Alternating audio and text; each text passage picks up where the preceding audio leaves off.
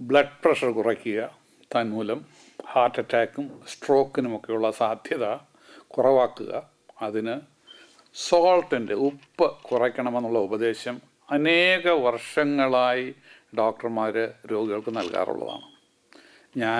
ഞാനും കഴിഞ്ഞ ഒരു 40-ലധികം വർഷങ്ങളായിട്ട് എൻ്റെ രോഗികൾക്ക് ഇതേ ഉപദേശം തന്നെ നൽകിയിട്ടുണ്ട്.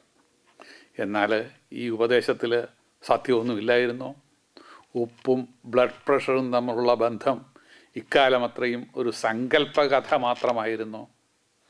ഈ അടുത്ത കാലത്ത് പുറത്തു വന്നിട്ടുള്ള ബൃഹത്തായ ചില പഠനങ്ങൾ, ഗവേഷണ പഠനങ്ങൾ അത്തരമൊരു നിഗമനത്തിൽ എത്തിക്കാൻ ഒരുപക്ഷേ നമ്മെ സഹായിച്ചേക്കും.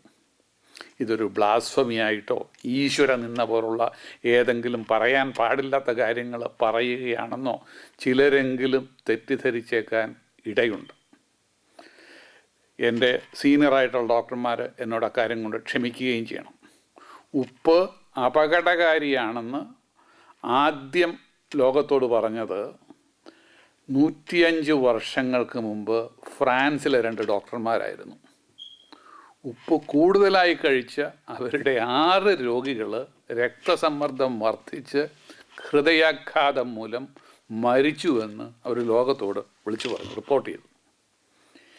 6 രോഗികളുടെ അനുഭവം വെച്ചുകൊണ്ട് ഒരു ശാസ്ത്രീയ നിഗമനത്തിൽ എത്തരുതെന്ന് ഇന്ന് നമുക്കറിയാമെങ്കിലും ലോകമെമ്പാടുമുള്ള ഡോക്ടർമാർ എന്തുകൊണ്ടോ കഴിഞ്ഞ 100 വർഷമായിട്ട് അത് ഏറ്റുപാടി. 1970 ബ്രൂക്ക് ഹേവൻ നാഷണൽ ലാബറട്ടറിയിലെ ഗവേഷകനായ ഡോക്ടർ ലൂയിസ് ഡാൾ ഉപ്പ് കൂടുതലായി ഉപയോഗിച്ചാൽ ഹൈപ്പർ ടെൻഷൻ ഉണ്ടാകുമെന്ന് തൻ്റെ പക്കൽ വ്യക്തമായ തെളിവുകളുണ്ടെന്ന് അവകാശപ്പെട്ടു. ഉപ്പ് കൂടുതലായി നൽകിയ എലികൾ രക്തസമ്മർദ്ദം വർദ്ധിക്കുന്നതിനാൽ അത് രക്തസമ്മർദ്ദം ബ്ലഡ് പ്രഷർ കൂടുന്നുവെന്ന് അദ്ദേഹത്തിൻ്റെ ലാബറട്ടറിയിൽ കാണിച്ചു കൊടുത്തു. ഒരു പക്ഷേ ഒരു കുഴപ്പം മാത്രം, മനുഷ്യന് 500 ഗ്രാം ഉപ്പ് കഴിക്കുന്നതിന് തുല്യമായ അളവിലുള്ള ഒരു ഉപ്പായിരുന്നു ഡോക്ടർ ഡാല് അദ്ദേഹത്തിൻ്റെ എലികൾക്ക് നൽകിയതെന്നറിയുമ്പോഴാണ് അന്നേരം മാത്രമേ രക്തസമ്മർദ്ദം കൂടിയുള്ളതെന്ന് നമ്മൾ ഓർക്കണം. 500 ഗ്രാം പോയിട്ട് 10 ഗ്രാം ഉപ്പ് പോലും ഒരു സാധാരണക്കാര് കഴിക്കുകയില്ല.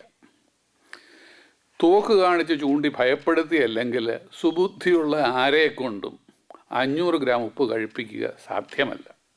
എങ്കിലും ഡോക്ടർമാരും മാധ്യമങ്ങളുമെല്ലാം ഡോക്ടർ ലൂയിസ് ഡാളിൻ്റെ നിഗമനം ഉറക്കെ ഏറ്റുപാടിക്കൊണ്ടിരുന്നു.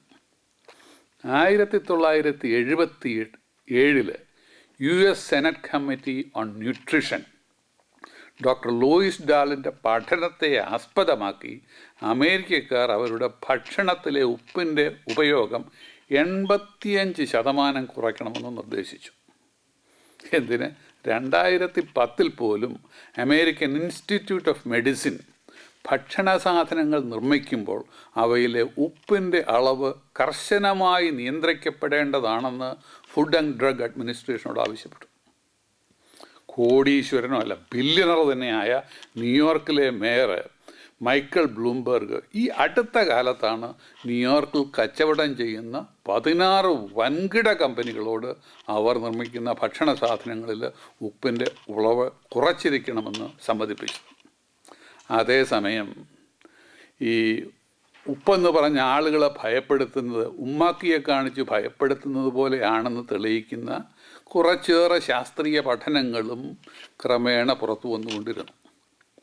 1988 ഇൻ്റർസോൾട്ട് പഠനം 58 രാജ്യങ്ങളിലെ ഇൻ്റർനാഷണൽ റിസർച്ചിനെ ആസ്പദമാക്കിക്കൊണ്ട് ഉപ്പും ഹൈ ബ്ലഡ് പ്രഷറും തമ്മിൽ ഒരു ബന്ധവുമില്ലെന്ന് കാണിച്ചു. ഉപ്പ് കൂടുതൽ കഴിക്കുന്നവരിൽ വാസ്തവത്തിൽ ബ്ലഡ് പ്രഷർ അല്പം കുറഞ്ഞേക്കാനും സാധ്യതയുണ്ടെന്ന് കാണിക്കുന്ന പഠനങ്ങളും പുറത്തു വന്നു. 2004 US department of health and human service ഭാഗികമായി സ്പോൺസർ ചെയ്യുന്ന കൾച്ചർ ആൻഡ് കൊലാബറേഷൻ എന്ന നോൺ പ്രോഫിറ്റ് പ്രസ്ഥാനം നടത്തിയ സോൾട്ട് റെസ്ട്രിക്റ്റഡ് ട്രയൽസ് കാണിച്ചത് സോൾട്ട് റെസ്ട്രിക്റ്റ് ചെയ്താൽ ഒരാളുടെ systolic blood pressure 1.1 diastolic pressure 0.8 മാത്രമേ കുറയത്തുള്ളൂ. അതായത് ബ്ലഡ് പ്രഷർ 120/80 നിന്ന് 119/79 എന്ന നിലയിലെത്തിച്ചേക്കാം. ഇതുമൂലം ഒരു പ്രയോജനവും ലഭിക്കുകയില്ലെന്നും നമുക്കറിയാം. ഇതിനെല്ലാം പുറമെ 2006 അമേരിക്കൻ ജേർണൽ ഓഫ് മെഡിസിനിൽ വന്നൊരു പഠനം 78 മില്യൺ അമേരിക്കക്കാരുടെ ഉപ്പിൻ്റെ ഉപയോഗവും അവർക്കുണ്ടാകുന്ന ഹൃദ്രോഗവും താരതമ്യ പഠനം നടത്തി.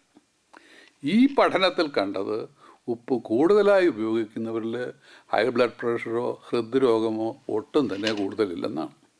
2007 യൂറോപ്യൻ ജേർണൽ ഓഫ് എപ്പിഡമിയോളജിയും പ്രായമായ 1500 പേരെ 5 വർഷം നിരീക്ഷിച്ച ശേഷം ഉപ്പും ബ്ലഡ് പ്രഷറും തമ്മിൽ ഒരു ബന്ധവുമില്ലെന്ന് അവരും കാണിച്ചു.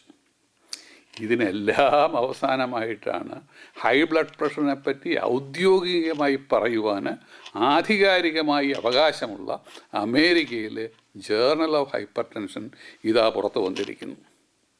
സോൾട്ട്, അതായത് ഉപ്പും ഹൈ ബ്ലഡ് പ്രഷറും ഹാർട്ട് അറ്റാക്കും സ്ട്രോക്കും ഒക്കെ ഉള്ള ബന്ധം, ഇവ തമ്മിൽ ഒരു പുലബന്ധം പോലും ഇല്ല എന്നാണ് ഈ ജേർണൽ ഓഫ് ഹൈപ്പർ ടെൻഷൻ പറയുന്നത്.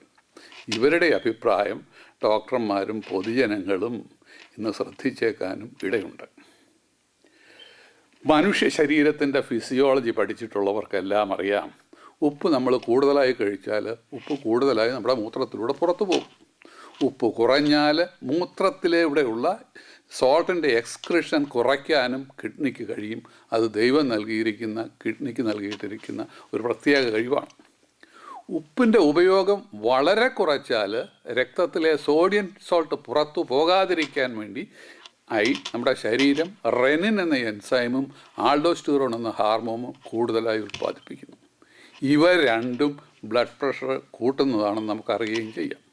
അതുകൊണ്ട് ഉപ്പിന് നിയന്ത്രണം കഠിനമായി ഏർപ്പെടുന്നതിന് മുമ്പ് നമ്മൾ ഇക്കാര്യം അറിഞ്ഞിരിക്കണം, സൂക്ഷിച്ചിരിക്കണം. ഇതെല്ലാം പറഞ്ഞതിന് ശേഷം ഹൈ ബ്ലഡ് പ്രഷർ ഉള്ള രോഗികളോട് വ്യക്തിപരമായിട്ട് എൻ്റെ അനുഭവത്തിൽ നിന്ന് പറയാനുള്ള ഉപദേശം ഇതാണ്. 1, പത്രത്തിൽ കണ്ടെന്നോ ടി വിയിൽ കേട്ടതെന്നോ കേട്ടുകൊണ്ട് കുപ്പിയിലിരിക്കുന്ന ഉപ്പ് മുഴുവൻ കുടഞ്ഞിട്ട് നിങ്ങളുടെ ഭക്ഷണത്തിൽ കുടഞ്ഞിടേണ്ട ആവശ്യമില്ല. എല്ലാ കാര്യത്തിലും മിതത്വം പാലിക്കുക, ഉപ്പിൻ്റെ ഉപയോഗത്തിലും മിതത്വം പാലിക്കുക. ആവശ്യമായ രുചിക്ക് ഉപ്പ് ചേർക്കുന്നത് കൊണ്ട് യാതൊരു അപകടവുമില്ല എന്നാണ് ഈ പഠനങ്ങൾ കാണിക്കുന്നത്. അതുപോലെ തന്നെ ഹാർട്ട് ഫെയിലിയറോ ലിവറിൻ്റെ തകരാറോ കിഡ്നിയുടെ തകരാറോ മുഴുവൻ ശരീരം മുഴുവൻ നീര് വന്ന് വീർത്ത് ശ്വാസം മുട്ടലിരിക്കുന്ന ആൾക്കാർ ഉപ്പിൻ്റെ അളവ് കൂട്ടുന്നതിന് മുമ്പ് തീർച്ചയായിട്ടും നിങ്ങളുടെ ആ ഡോക്ടറുടെ അഭിപ്രായം ചോദിച്ചിരിക്കണം. എൻ്റെ അനുഭവത്തിൽ സോൾട്ട് സെൻസിറ്റീവായിട്ടുള്ള വളരെ വളരെ ചുരുക്കം പേരായിട്ട് കുറച്ച് പേരുണ്ട്. അവർക്ക് ഉപ്പ് കൂടിയാൽ ഉടനെ ബ്ലഡ് പ്രഷർ കൂടും. അത് ഞാൻ കണ്ടിട്ടുള്ളതാണ്. അതുപോലെ തന്നെ ഉപ്പ് കഴിച്ചാൽ ബ്ലഡ് പ്രഷർ കുറയുന്ന അത്രയും ആളുകൾ തന്നെ ഉണ്ടെന്നാണ് ഗവേഷകർ പറയുന്നത്. ഇതുകൊണ്ട് എത്രമാത്രം നിങ്ങൾ ഉപ്പ് കഴിക്കണമെന്നുള്ളത് നിങ്ങളും നിങ്ങളുടെ ഡോക്ടറും തമ്മിൽ എടുക്കേണ്ട ഒരു തീരുമാനമാണ്. ഏതായാലും പുതിയ പഠനം ഉറപ്പ് നൽകുന്നത് പുതിയതാണെങ്കിലും ഒരു പഴയ കാര്യം തന്നെയാണ്. മനുഷ്യന് വളരെ വളരെ പ്രയോജനകരമായൊരു വസ്തുവാണ് ഉപ്പ്. പണ്ട് റോമ പടയാളികൾക്ക് ശമ്പളമായി നൽകിയിരുന്നത് ഉപ്പാണ്. ഉപ്പിൻ്റെ പേരിൽ ലോകത്ത് പല യുദ്ധങ്ങളും നടന്നിട്ടുണ്ട്. നിങ്ങൾ ഭൂമിയുടെ ഉപ്പായി തീരട്ടെ എന്നാണ് യേശുക്രിസ്തു മനുഷ്യരെ ഉപദേശിച്ചത്. ഭാരതീയരുടെ സാധാരണ ജീവിതത്തിൻ്റെ അടിസ്ഥാനമായ ഉപ്പ് നിർമ്മിക്കുവാനുള്ള അവകാശത്തിനു വേണ്ടിയാണ് മഹാത്മാഗാന്ധി ഉപ്പ് സത്യാഗ്രഹം നടത്തിയതും ഇന്ത്യയുടെ സ്വാതന്ത്ര്യത്തിലേക്കും അത് നയിച്ചത്. അതുകൊണ്ട് ആവശ്യത്തിന് ഉപ്പ് കഴിച്ചുകൊള്ളുക. അതേസമയം ഉപ്പിനെതിരായിട്ട് ഒരു കുരിശുദ്ധത്തിൻ്റെ കാര്യം ഇന്നില്ല എന്നാണ് ഈ ഗവേഷണങ്ങൾ കാണിക്കുന്നത്. ഇത് ചിക്കാഗോയിൽ നിന്ന് ഡോക്ടർ റോയ് പി തോമസ്. വരുന്ന ആഴ്ചയും ഇതേ സമയം വീണ്ടും കാണാം.